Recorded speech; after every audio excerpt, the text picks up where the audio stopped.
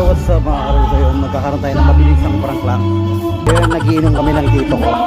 So itong red doors na to wala pong laman.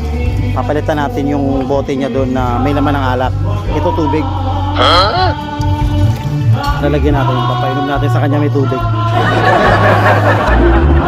Yung pinalitan ko na ng ano, may tubig. Oh! Kastilyong buwang! Hindi ko pa nabawasan eh. Bawasan ko na yun. Hindi ko pa ito inindan. Isalin ko lang konti. Wala na ako eh. Iyot pag gusto.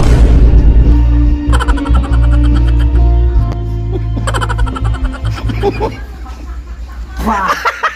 Wah! Pinalitan ko lang. Ay, pinalitan ko ng tubig.